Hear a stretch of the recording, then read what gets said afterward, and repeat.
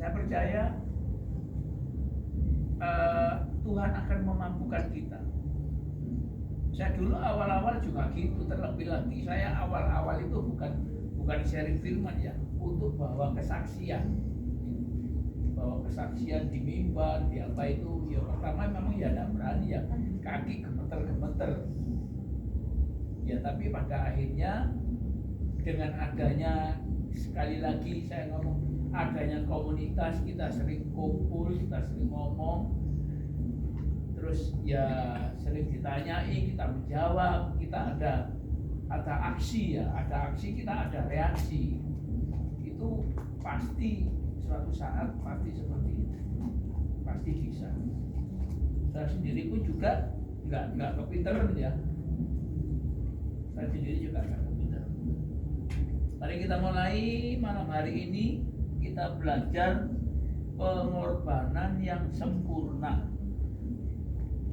Jadi topik malam hari ini pengorbanan yang sempurna itu masih dalam tema gereja kita, Divine Exchange, pertukaran. Jadi selama ini mungkin saja seolah-olah kayak monoton kita yang bicarakan mengenai pertukaran ilahi.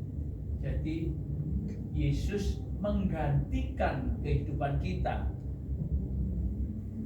Jadi kita yang sekarang ini, yang ada sekarang ini, seperti yang Paulus katakan, hidupku bukannya aku lagi, tetapi Kristus yang ada di dalam kita.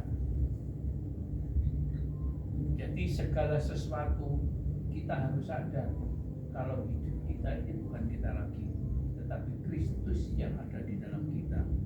Kalau Kristus ada di dalam kita, kita pasti mampu, kita pasti bisa, kita pasti selamat, kita pasti sembuh, kita pasti diberkati. Amin, saudara. Dalam renungan malam hari ini kita diambil ini ya, saya bacakan aja ya.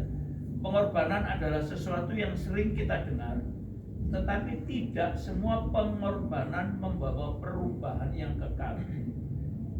Bible sendiri memperkenalkan kepada kita satu pengorbanan yang berbeda, pengorbanan yang sempurna, yang tidak hanya menyentuh keadaan lahiriah saja, tetapi membawa pemulihan yang sejati.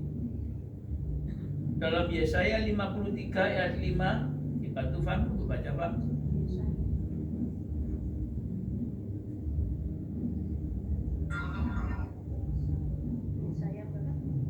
53 ayat 5.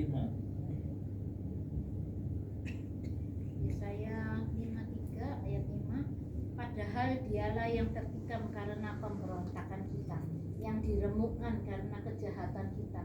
Ganjaran yang mendatangkan keselamatan bagi kita ditimpakan kepadanya, dan oleh bilur-bilurnya kita sudah disembuhkan. Amin, amin. Padahal dia yang tertikam karena pemberontakan kita. Nah, arti divine exchange tadi pertukaran.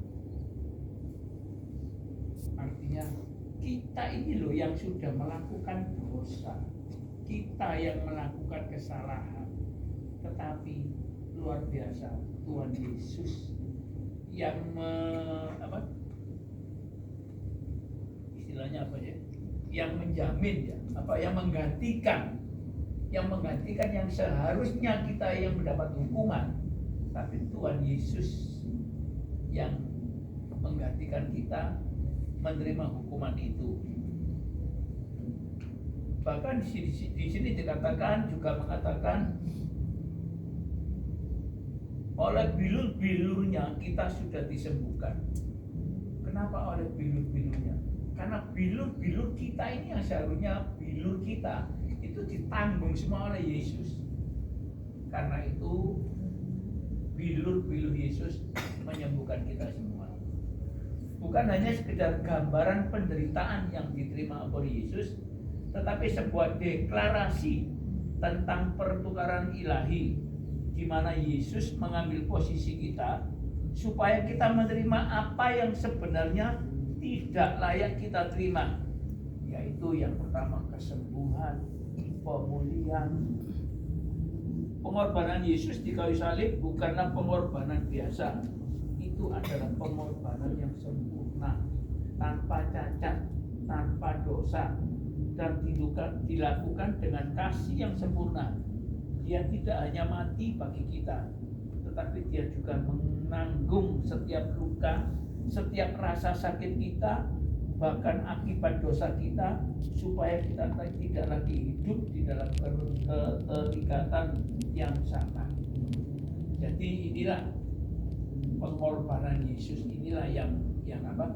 Yang benar-benar termasuk pengorbanan yang sempurna. Kita pun sendiri saat ini, kita ini termasuk juga berkorban. Kita sudah datang ke sini, kita memberikan waktu kita di sini, kita sudah berkorban. Tapi itu bukan pengorbanan yang sempurna, tapi itu adalah pengorbanan untuk diri kita sendiri. Supaya apa kita dapat tempat ini? Supaya kita bisa mengerti kasih Tuhan, firman Tuhan, anugerah Tuhan yang telah diberikan kepada kita. Tapi kalau Tuhan Yesus sendiri, dia berkorban bukan untuk dirinya sendiri. Makanya dikatakan itulah pengorbanan yang sempurna.